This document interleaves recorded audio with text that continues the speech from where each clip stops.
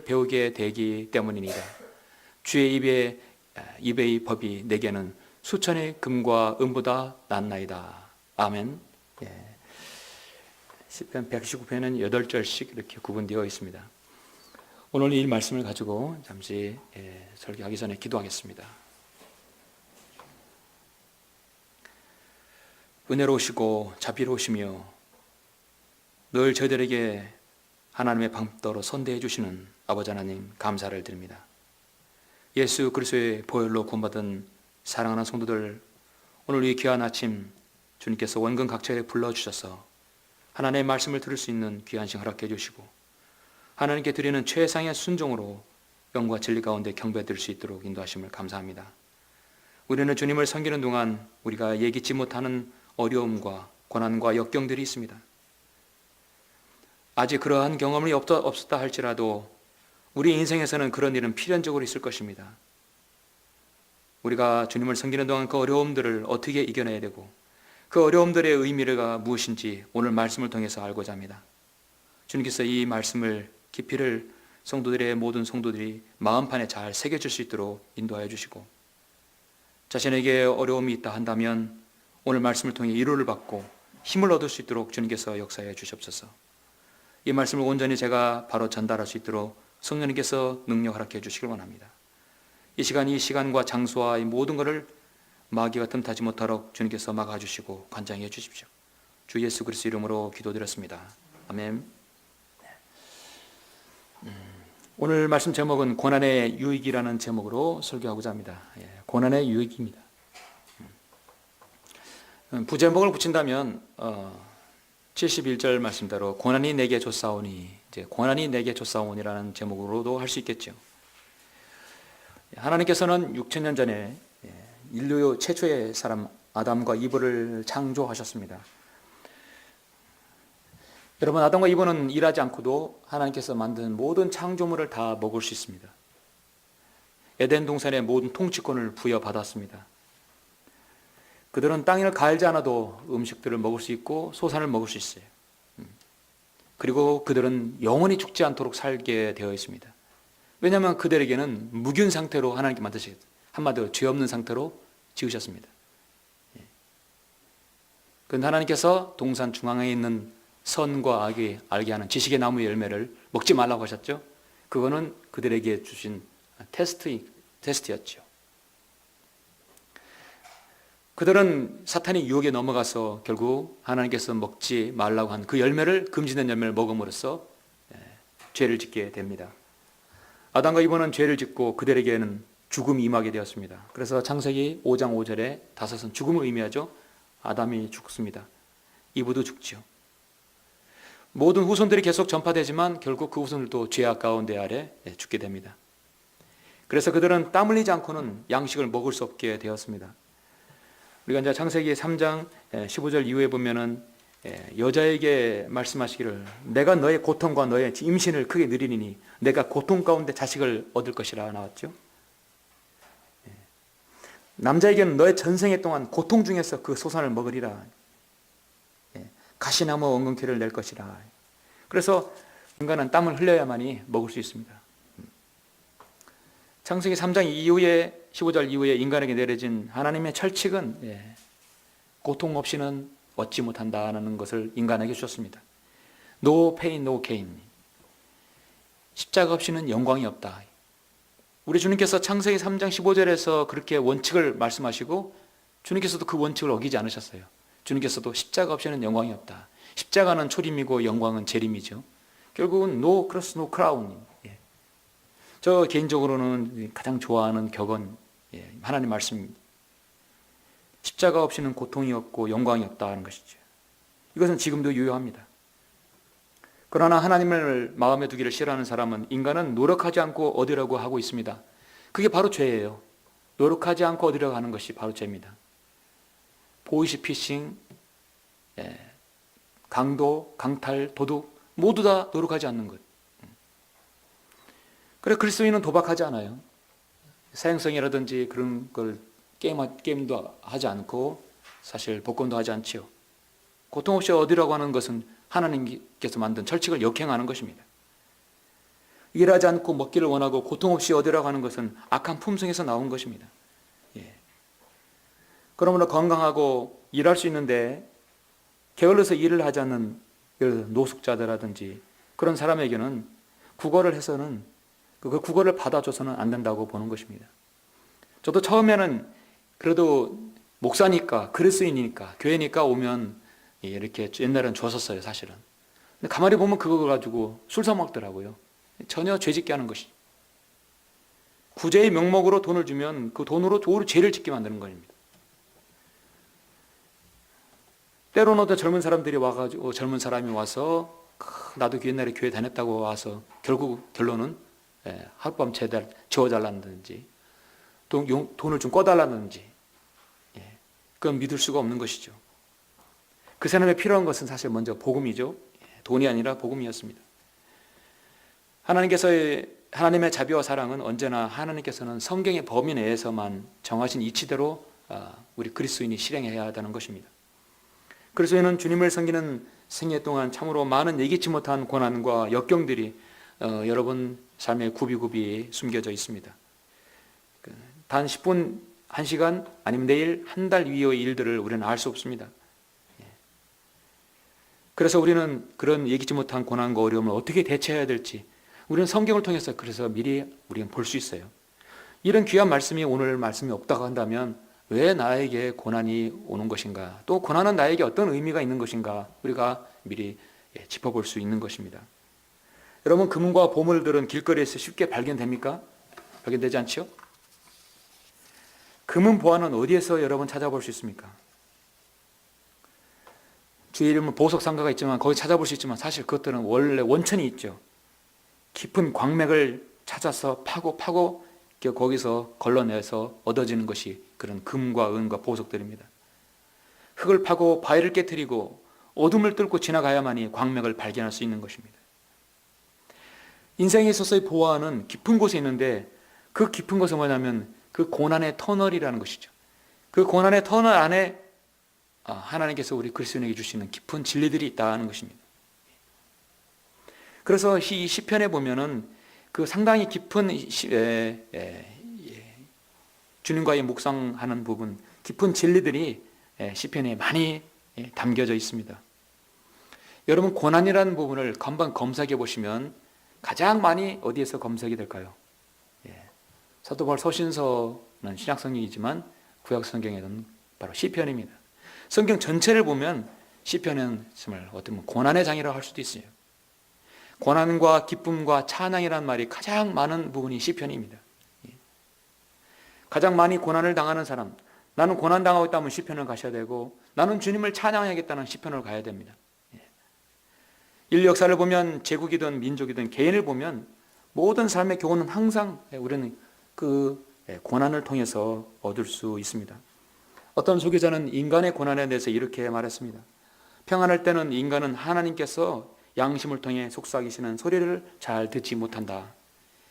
그래서 하나님께서는 고난을 보내시는 것이다. 고난은 인간의 잠든 감각을 깨우시는 하나님의 큰 소리다. 정말 여러분 맞는 말씀이죠. 평안할 때는 이 양심을 통해서 여러분 안에 내재되어 있는 영적 그 음성을 들으라는 속삭이라는 음성을 들을 수 있어요. 평안한 속삭임이지만 고난은 여러분에게 내 모든 영적 감각을 일깨워 세워주는 큰 소리인 것입니다. 그렇다면 고난은 분명히 하나님의 소리라는 것이죠. 무엇인가 깨닫기 위함입니다. 그걸 오늘 성경에서 여러분에게 말씀하고 있습니다. 본문 시편 119편은 오늘 제가 이제 65절에서 72절인데 일단은 성경에서 고난에 대해서 제시할 때 시편이 가장 많다고 했는데요. 그 고난에 대해서 그 어떤 그 단락에서 고난에 대한 유익, 고난이 정말 내게 좋사오니 71절의 말씀처럼 고난이 내가 얼마나 좋은가, 이런 역설적인 말씀이 오늘 65절부터 72절 사이에 있습니다. 성경에서 가장 중요하고도 심도 있게 다루는 장이 하나님 말씀이죠. 역시 하나님 말씀이 있는 말씀에 대해서, 이 전체가 하나님 말씀이지만 성경에 대해서, 하나님 말씀에 대해서 가장 심도 있게 다루는 말씀이 하나님 말씀 진리예요. 그것이 바로 그 중에 핵심이 바로 119편입니다. 여러분 119편을 읽으실 때 1시간은 넘게 될 거예요. 예. 그런데 매 구구절절마다 거기에는 말씀이 있습니다. 길이 있고 법규가 있고 증거가 있고 계명이 있고 말씀이 있고 법이 있고 명령들, 의, 규례들, 그러니까 하나님의 말씀을 다른 형태의 말씀들로 모두 다 그렇게 열거한 겁니다. 그런데 매 구절절마다 말씀, 법, 규례가 있지만 성령님께서 우리에게 제시하는 언급하는 내용은 다르다는 것이죠. 공통된 부분은 말씀이 들어있지만 여러분에게 제시하는 각양각색이다. 참으로 놀라운 거예요. 그래서 정말 오묘한 말씀이라고 밖에 할 수가 없습니다. 로마서 10장 17절에서 믿음은 들음에서 나오며 들음은 하나님의 말씀에 의해서니라. 우리의 믿음은 하나님 말씀에서 나오는 것입니다. 우리가 이제 가르쳤던 제가 가르쳤던 기초 양육 성경 공부 교재의 가장 중심이 뭐죠? 7, 8장이 하나님의 말씀에 관해서예요. 가장 핵심적인 부분, 가장 심도 있게 부분, 성경의 가장 중앙에 있는 부분이 바로 119편인 것입니다. 그래서 이 119편은 176절까지 이루어졌어요. 성경 한 장이 가장 긴 장입니다. 알파벳은 이제 우리는 자음모음 10개, 14개에서 24개의 자음모음이 이루어졌죠. 그런데 히브리어는 알렙부터 타우까지 22개의 알파벳입니다. 22개의 알파벳을 8구절씩 딱딱 잘라서 구성되어져 있습니다.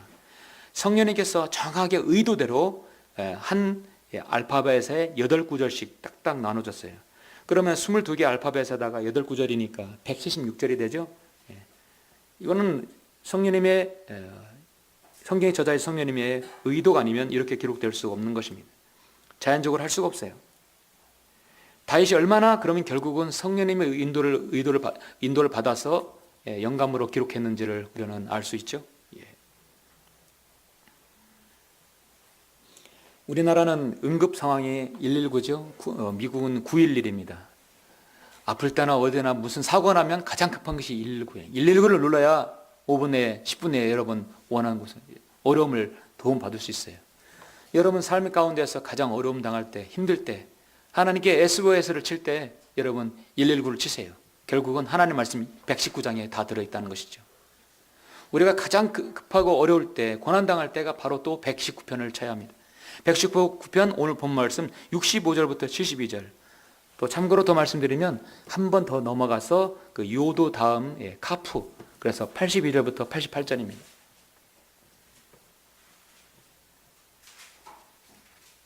그래서 매 절마다 구절절 하나님의 말씀이 들어있으면서 각기 다른 말씀을 하신다는 것이죠. 그렇다면 오늘 본문 제가 제시한 이 65절부터 72절은 알파벳이 뭐라고 써 있습니까? 성경에 테드라고 나와 있죠. 테드가 이 히브리어가 좀 이렇게 쓰기가 쉽지는 않습니다. 그러니 꼬불꼬불해지기 때문에 특히 이 테드는 가장 굴곡이 많은 이 그 알파벳이에요. 그래서 이 알파벳 테드라는 뜻은 뭐냐면 꼬부라진, 휘어진, 꼬여진 의미를 가지고 있어요. 가장 꼬부라졌지요, 휘어졌지요. 가운데 또 꼬부라졌어요. 인생에서 고난을 많이 겪은 사람들, 어려움을 가장 많이 겪은 사람들, 뭐 믿지 않는 사람들도 내 인생이 여기 꼬였냐, 꼬였다는 말을 하죠. 저 사람 인생 꼬였어. 인생이 별게 순탄치 않았다는 얘기예요.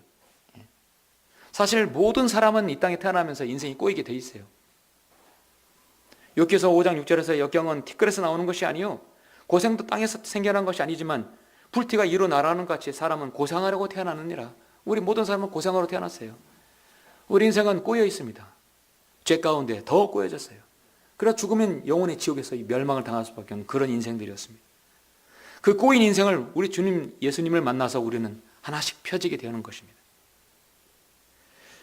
여기 말씀처럼 꼬부라진, 휘어진 그 꼬여진 의미를 담고 있는 테드에 뭐가 있냐? 바로 그 부분에 고난이 들어가 있다는 것이죠. 고난이 우리 그리스도인에게 너무 좋다, 필요하다는 것이죠. 인생에서 고난을 겪어본 사람만이 고난에 대해서 논할 수 있고 고난을 더 많이 겪어본 사람은 더 많이 은혜가 되겠죠. 그리고 고난을 겪어본 사람은 여기 있는 카프처럼 81절에 있는 위로의 말씀을 더 받아들일 수 있을 것입니다. 주일날 예배 드리러 오실 때 찬양할 때 얼마나 감격스럽습니까? 예.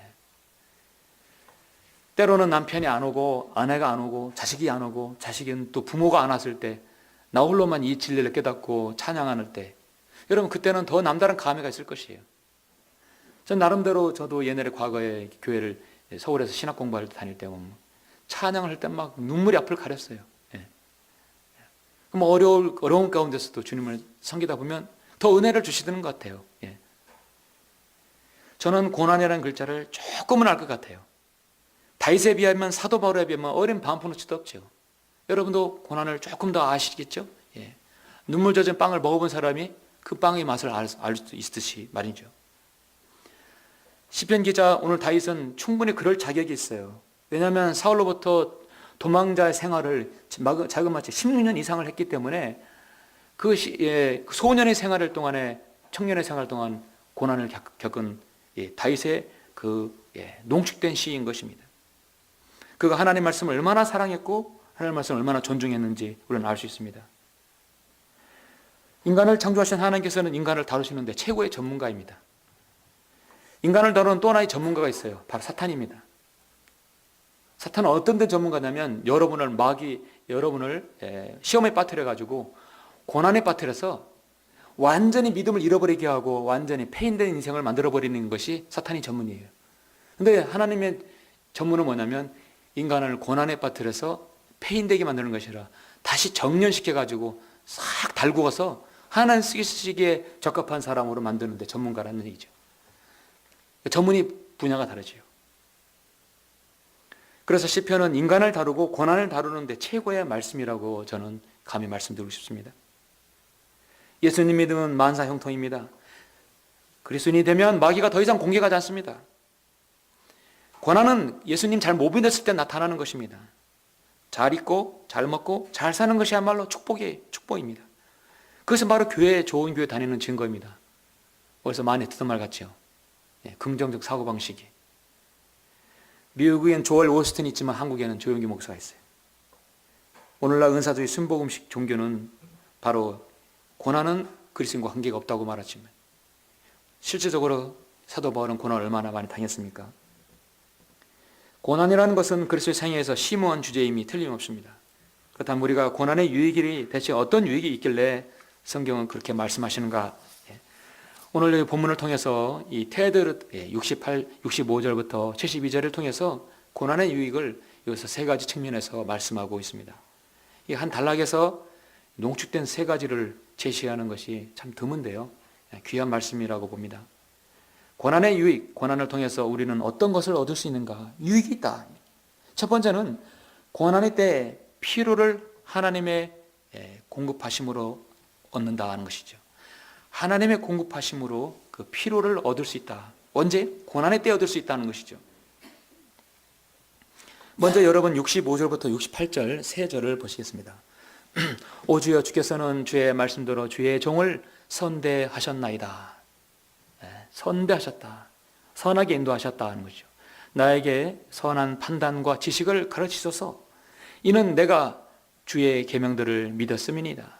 내가 고난을 당하기 전에는 길을 잃었으나 이제는 주의 말씀을 지키나이다. 자, 고난 당하기 전에는 길을 잃었다. 오히려 고난을 당한 다음에 길을 찾았다는 말씀이죠. 성경은 역설의 진리를 가장 많이 내포하고 있습니다.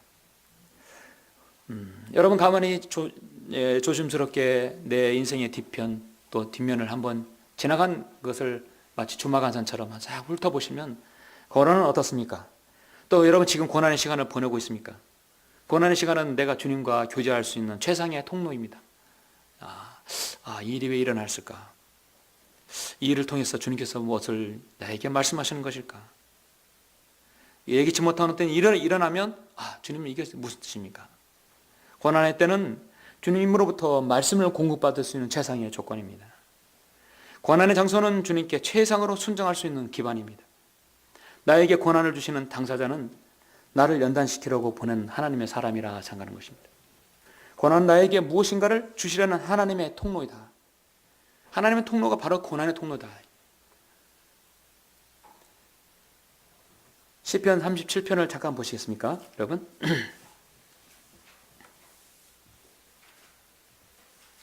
37편 1절 보시면 행악자로 인하여 초조해하지 말며 죄악을 행하는 자들을 부러워하지 말라. 초조해하는 거하고 남을 다른 사람을 부러워하는 거, 우리 그리스도인하고 관계가 없는 것이죠. 초조하면 부러우면 지는 겁니다.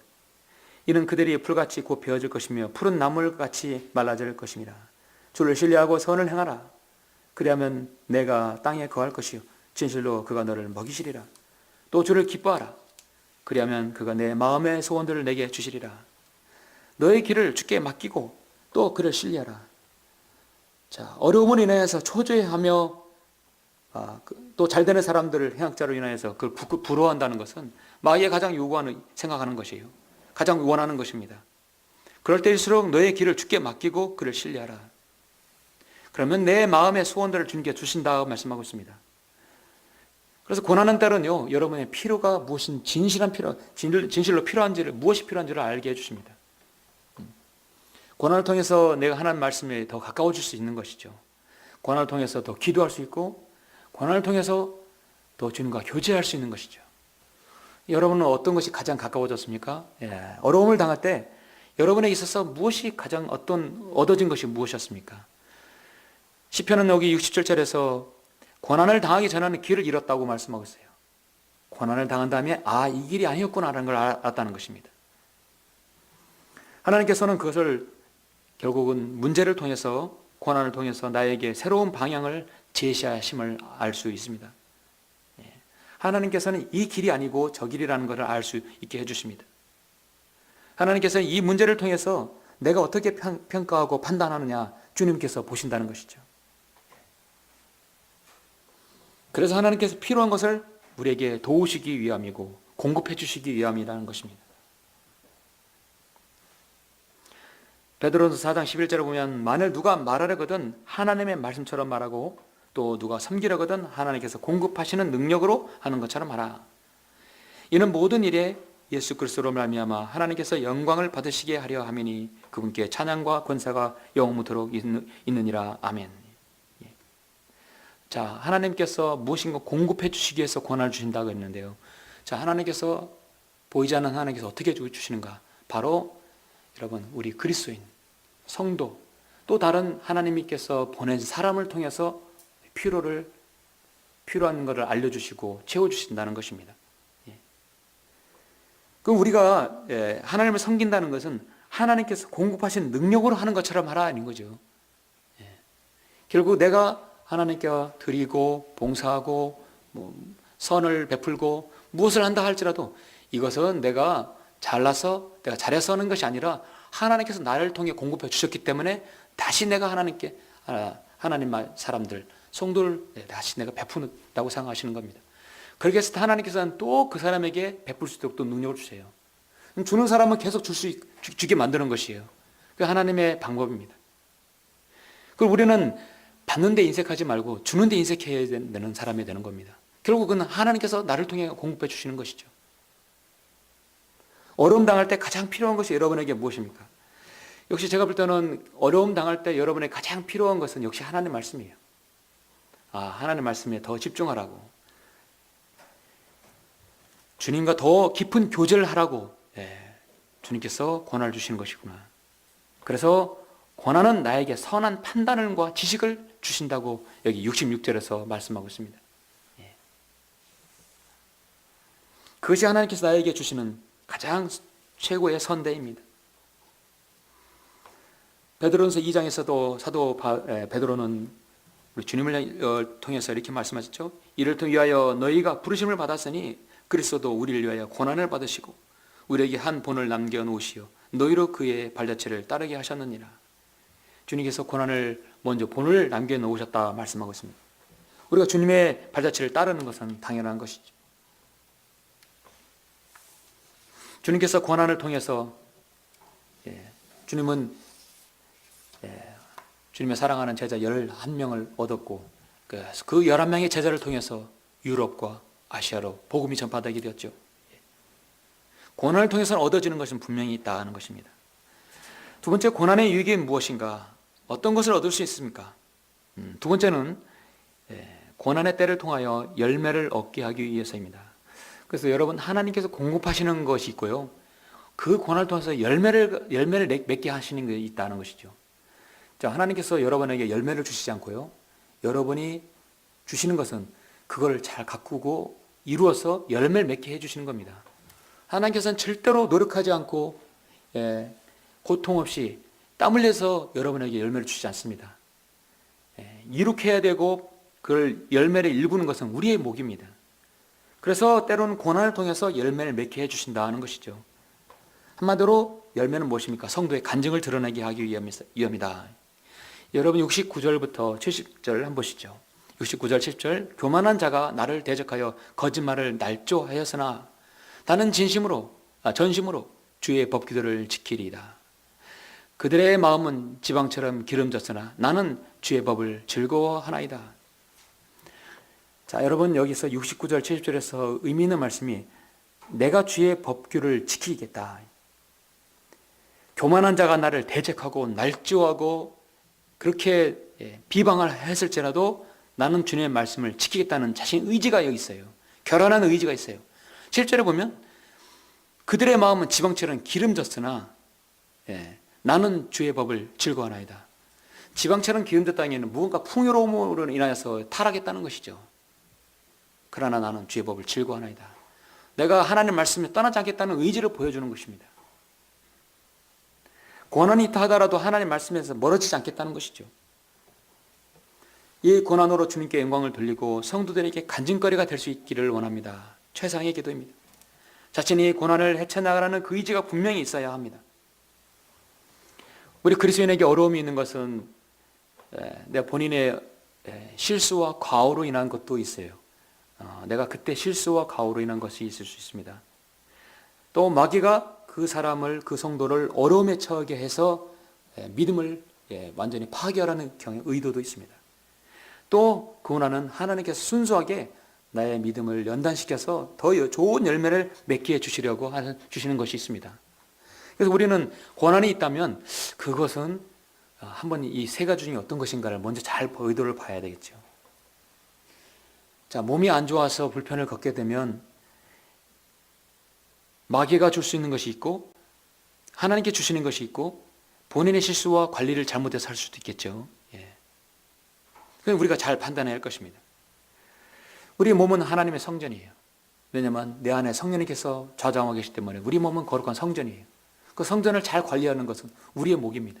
그래서 때로는 우리 뭐가 운동도 하고 땀을 흘리고 열심히 관리하고 체계적으로 드시는 거라든지 몸 관리를 잘 해야 돼요. 그렇게 함으로써 우리 몸이 건강을 유지해야 합니다. 저는 한때는 이제 지난주에 말씀드린 존 웨슬리가 나는 불에 타다 남은 그을린 나무 토막 같다. 내 평생은 녹슬어 없어지니 달아서 없어지겠다. 조지 필드는 아주 달아서 없어지겠다. 주님의 사역을 하는 데서 완전히 그렇게 고된 사역을 마다하지 않고 그랬어요. 그래서 조지 필드는 거의 거리 설교를 대다수 했는데 그가 하루 종일 12번 이상의 거리 설교를 하고 설교를 한 다음에 지쳐서 쓰러졌어요. 쓰러져서 방에 누워서 침대에서 쉬고 있는데 방에서 바깥에서 사람들이 또 몰려온 거예요. 조지 필드 마지막으로 한 번만 더 설교해달라고. 오늘 당신의 설교를 듣고 싶다고. 그래서 그 지친 몸을 이끌고 다시 또 나와서 설교를 하고 들어갔어요. 그 영향으로 해서 건강이 급격하게 떨어져서 그는 결국 설교하다 결국 주님 앞으로 가게 된 것입니다. 녹슬어 없어지느니 달아서 없어지겠다. 어떻게 보면 완벽한 주님 자신에 드리는 헌신을 할 수 있어요. 때로는 자신의 몸을 잘 관리해서 그 몸을 오래 해서 보존해서 하나님께 쓰임받는 것이 또 필요하겠죠. 자신의 몸에 연기라든지 알코올을 집어넣어서 이 마약을 집어넣어서 몸을 상하게 한다면 그건 분명히 죄인 것입니다. 그러면 성전을 깨끗이 하지 못하게 하는 것이에요. 잘 관리해야 되는 것입니다. 어쨌든 간에 그 고난이 하나님께 주시는 것이든 내 실수든 간에 실수면 자백하고 다시 그것을 이겨내야 되겠죠. 그래서 열매를 맺게 합니다. 어떤 해안가에 고기를 잡던 어부가 있었는데 이 어부는 날마다 불평불만이었어요. 왜냐하면 해초가 너무나 많아서 고기를 잡는데 불편을 겪었거든요. 그래서 늘 투덜투덜 해초를 걷어내면서 고기를 잡는 거예요. 이 해초 때문에 고기 잡는 데 힘들다고 불평을 늘어놓는 것이. 이 말을 듣던 오래된 이 어부인 한 늙은 어부가 그에게 다가와서 말했어요. 해초가 없으면 작은 새우가 없어질 것이요. 작은 새우가 없으면 물고기도 없을 것이요. 그렇습니다. 자, 그렇게 불평불만이었던 해초가 없으면 새우가 없고, 새우가 없으면 결국 새우를 먹이로 하는 고기가 없어지겠다는 것이죠. 우리 생활 가운데 해초 같은 장애물이 늘 즐비하게 놓여 있습니다. 이 장애물만 없으면 나 좋겠는데, 그런데 그 장애물 때문에 하나님께 매달리게 되고 그 장애물 때문에 열매를 맺을 수 있는 것이 있다는 것이죠. 이것은 이론이 아니라 여러분의 간증이 되어야 할 것입니다. 야곱이라는 이름이 이스라엘이라는 이름으로 하나님께서 바뀌었을 때, 아브라함의 하나님, 이삭의 하나님, 야곱의 하나님, 그 이름이란, 그 야곱의 하나님이란 이름을 불려지기까지 야곱은 여러분 얼마나 고생했습니까? 형 에서로부터 장자권을 팥죽 한 그릇에 받아서 바꾸어서 모든 축복을 형이 받을 축복을 이삭으로부터 받은 다음에 이제 도망자 신세가 되었죠.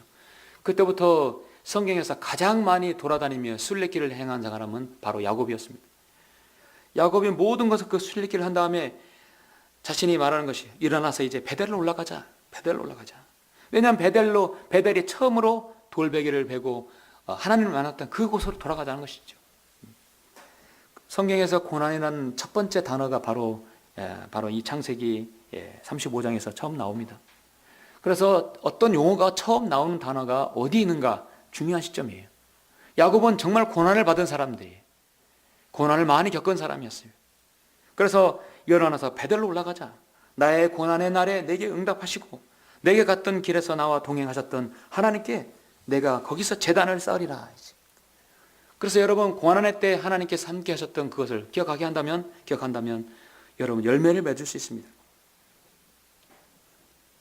사도 바울도 고난에 관한 할 말이 많죠. 고린도후서 4장 17절에서 이는 우리가 잠시 받은 가벼운 환난이 우리를 위하여 훨씬 뛰어난 영원한 영광의 비중을 이루어가기 때문이라. 비중이라는 것이 무슨 뜻인지 아시죠? 이런 비중이라는 것은 물의 비중은 1이에요. 그러니까 단위 면적당 가장 높은 무게입니다. 석유나 휘발유는 비중이 0.78이 돼요. 그래서 같은 한 통이라도 물이 더 무거운 거예요. 물이 비중이 크기 때문에. 금의 비중은 거의 2 이상.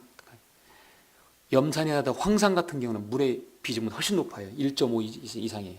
그래서 배터리에 있는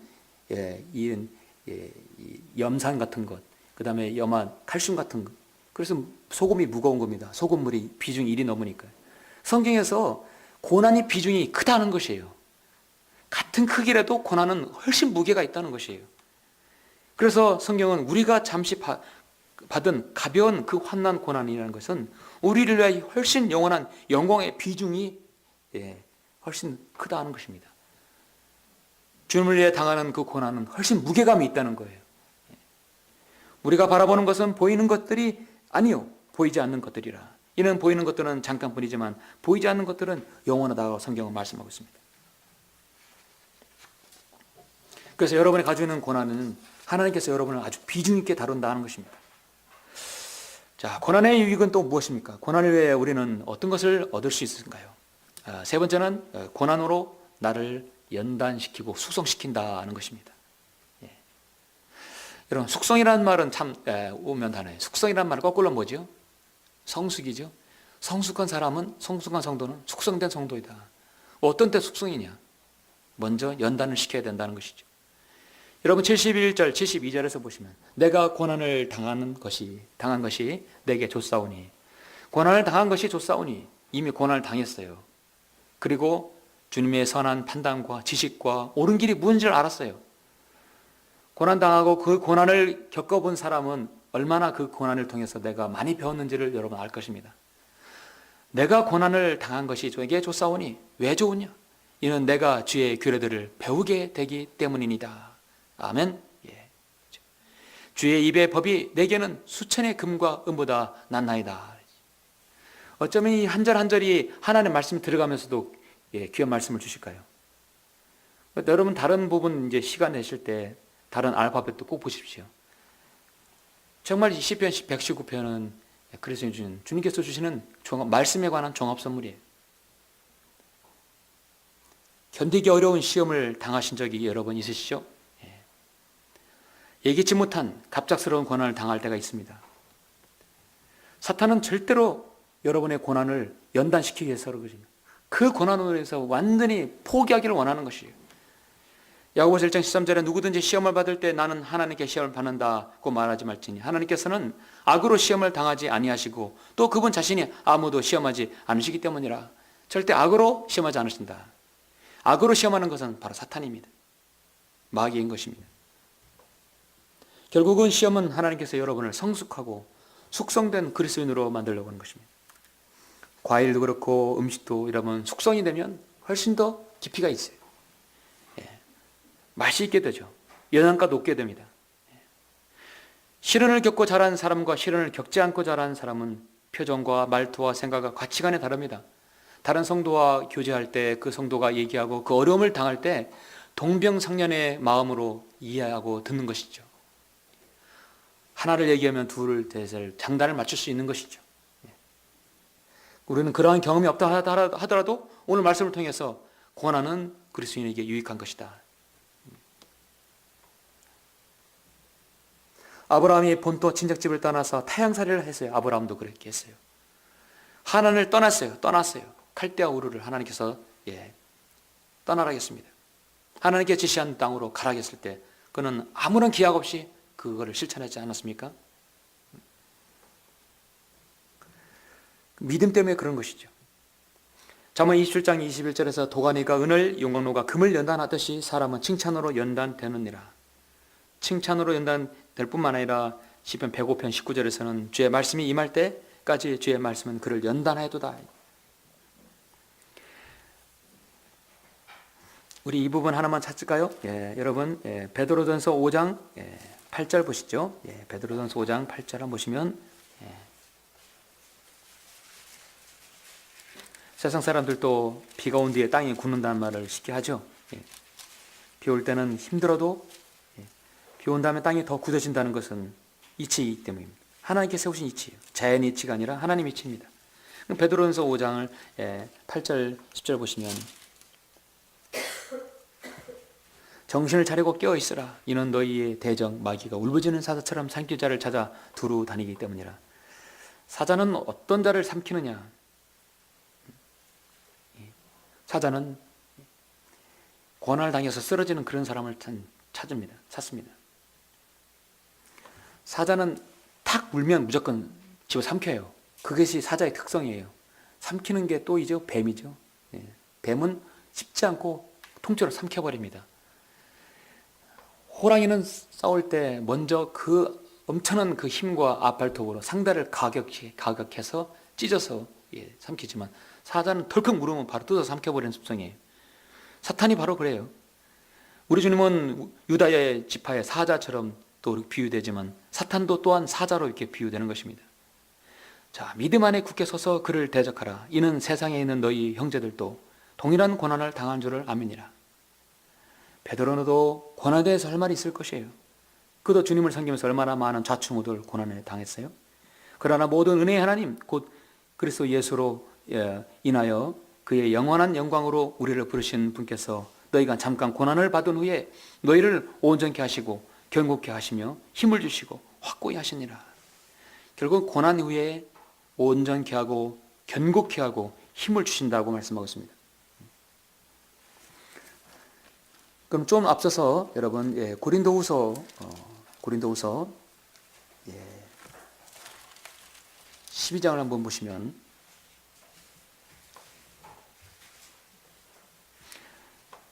12장 7절에 보시면 지극히 위대한 계시들의 풍성함으로 인하여 내가 자고하지 않도록 육체의 한 가시 즉 사탄의 사자를 내게 주셨으니 그 나를 쳐서 자고하지 못하게 하려 함이라. 내가 교만해지지 아니하게 한다는 것은 하나님께서 늘 나를 지렛대를 하나 걸어 놓으셨어요. 무엇이냐? 고난이라는 지렛대를 걸어 놨었다는 것이죠. 그걸 통해서 하나님께서 자고하지 못하는, 교만해지고 높아지지 않도록 한다. 이를 위하여 3번이나 그것을 내게서 제거해달라고 주께 간구했는데, 고난을 제거해달라고 간구했는데 주께서 내게 이르시기를 내 은혜가 내게 충분하도다. 이는 내 능력이 약한 데서 온전하게 됨이니라고 하셨느니라. 그러므로 내가 오히려 매우 기쁘게 나의 약한 것들을 자랑하리니 이는 그리스도의 능력이 내게 거하게 하려 함이라. 세상에 이런 역설이 어디 있습니까? 그 고난으로 인해서 내가 강하게 되어진다 하는 것이요. 그러므로 고난을 제거하다는 것은 더 이상 기도하지 않겠다. 그러므로 내가 그리스도를 위하여 약한 것들과 모욕과 궁핍과 박해와 공경을 기뻐하노니 이는 내가 약한 때 곧 강하기 때문이라 하지. 그래서 고난 가운데서 그것을 내가 믿음으로 숙성시킨다는 것입니다. 자, 여러분 이제 고난을 통해서 어떤 유익이 있는지 여러분 보셨습니다. 자, 고난을 통해서 하나님께 공급받을 수 있고 열매를 얻을 수 있고 그 고난을 통해서 연단을 얻어서 숙성된 그리스도인, 성숙된 그리스도인으로 변모될 수 있다는 것이죠. 사랑하는 성도 말씀을 읽겠습니다. 카프만 부인이 광야의 샘이라는 묵상집이 있는데 그 묵상집에 이런 내용이 있습니다. 여러분은 이제 그 누에꼬치를 옛날에 많이 길렀죠. 예, 누에꼬치. 그래서 요즘에도 이제 문방구에서 보면은 학습용으로 누에꼬치도 팔더라고요. 이렇게 보면. 그래서 누에꼬치가 꼬치를 싹 갉아먹어서 이제 벌러로 나와서 나방이 되는 그런 걸 이렇게 그 과정들을 보기 위해서 학습용으로 봅니다. 이 카프만 부인이 누에꼬치를 연구하면서 어느 날 이 누에꼬치들을 잘 관찰하고 있었어요. 근데 그는 그렇게 기록하고 있는데 나는 누에꼬치들을 관찰하고 있었다. 마침 여러 마리의 누에꼬치가 나비로 탈바꿈을 하는 중이었다. 너무도 작은 구멍을 통해 나오려고 애쓰는 모습을 보면서 나는 불가능하리라고 생각했다. 그러나 누에나비는 그 작은 구멍에서 긴 시간 동안 온갖 몸부림을 치며 용케도 그 작은 구멍을 통해 나왔다. 그러더니 한 마리 그 2마리들이 그 작은 구멍을 통해 나오더니 결국은 천신만고 끝에 빠져나와서 공중으로 훨훨 날아가는 걸 보았다. 나는 또 마침 그 세상에 나오려고 내딛는 그 애쓰는 누에꽃이 하나를 보았다. 세상에서 첫발을 내디리라고 하는 그 가엾은 나비를 내가 도와주려고 누에꽃을 가위로 오려서 큰 구멍을 내주었다. 그러면서 내가 속으로 말하기를 내가 하나님보다 더욱 사랑과 자비가 많다고 자족하면서 나는 혼자 웃었다. 좁은 구멍에서 나온 누에 나비들은 날개를 찢기는 고통을 당했으나 내가 가위로 크게 구멍을 내준 나비는 쉽게 꼬치에서 나와 아무런 상처 없이 아름다운 날개를 퍼덕였다. 나는 참으로 잘한 일이라 생각했다. 그런데 내가 넓게 열어준 구멍으로 나온 나비는 이상하게도 공중으로 솟아오려고 몇 번을 시도하였으나 결국은 오르지 못하고 땅바닥에만 맴돌 뿐이다. 얼마 후 쓰러져 지쳐 죽어버렸다. 그래서 나는 왜 좁은 구멍으로 나온 나비는 공중을 힘차게 나오는데 넓은 구멍으로 나온 나비는 날지 못하는가를 연구했다. 내가 알게 된 것은 꼬치 안에 있을 때 나비의 모든 영양분은 어깨에 쌓여 있다는 것이었다. 그때 당시에 이 어깨에 날개에 쌓여 있다는 것이죠. 근데 이 어깨에 있던 영양분이 좁은 구멍으로 나올 때 에너지가 온몸에 퍼져서 특히 날개 쪽으로 퍼져서 날개에 힘이 생기고 좁은 구멍으로 나올 때 그 날개가 많은 시련을 거쳤기 때문에 날 수 있는 힘이 생긴다는 것입니다. 반면에 넓은 구멍으로 나온 나비는 영양분이 어깨에 그대로 있었기 때문에 마치 불량배 모양으로 어깨만 힘이 있고 으쓱거리기만 하지만 정작 날지는 못한다. 전혀 날 힘이 생기지 않는다는 것이죠. 역시 하나님은 위대하시다. 병아리라든지 이렇게 여러분 새들이 스스로 알을 깨고 나오잖아요. 그걸 누군가가 여러분 어미가 쪼아서 나오게 합니까? 반드시 스스로 나와야 돼요. 그래야 날개짓을 힘차게 하는 것입니다. 우리 그리스도인이 여러분 하나님께 영광을 돌리고 간증을 돌리고 연단을 하게 하는 것은 그 고난 어려움을 우리가 뚫고 나오는 것이죠. 하나님께서 잘 할 수 있도록 가위로 구멍을 열어준다는 것은 아니다는 것이죠. 오늘 시편 117편 71절에서 내가 고난을 다하는 것이 내게 좋사오니 우리에게 좋은 것입니다. 아치볼슨 심슨의 설교자는 그리스도인의 고난은 결코 영원한 것이 아니다. 오히려 그리스도인에게 영원한 것은 하늘나라의 영광이다. 우리 그리스도인이 때론 어려움을 당할 때 사도 베드로는 여러분에게 위로를 줍니다. 만일 너희가 그리스도인으로서 고난을 당하면 부끄러워하지 말고 오히려 그 일을 인하여 하나님께 영광을 돌리라. 그러므로 하나님의 뜻에 따라 고난을 받는 사람들은 선을 행하면서 신실하신 창조주께 그들의 혼을 지키도록 맡길지다 했어요. 그래서 성경에서 보면 하나님의 뜻에 따라 고난을 받는다고 성경은 말씀하고 있습니다. 고난할 때 신실하지 못한 사람은 신실하지 못한 사람을 신뢰하는 것은 마치 부러진 이와 탈구된 발과 같다고 말씀하고 있습니다. 제가 설교 서두 전에 서두에서 말씀드렸듯이 하나님께서는 인간을 다루시는 최고의 전문가십니다. 6,000년 동안 하나님께서는 자신의 사람들을 고난이라는 보자기를 통해서 그 영광로를 통해서 겪었습니다. 이스라엘이 언제 진정한 하나님을 찬양하는 것인가? 고난의 영광로를 통해야 되겠죠. 바로 7년 대환란을 통해야만이 진정으로 예수 그리스도는 우리예요, 창조주시라, 여호와 하나님이라는 사실을 그때서야 고백하게 될 것입니다. 그럼 모든 인간은 결국은 고난을 통해서 단련되고 온전한 하나님의 사람이 된다는 것이죠. 야고보서 5장 10절에서 나의 형제들아 주의 이름으로 말한 선자들을 고난과 인내의 본으로 삼으라. 너희 가운데 고난받는 자가 있느냐?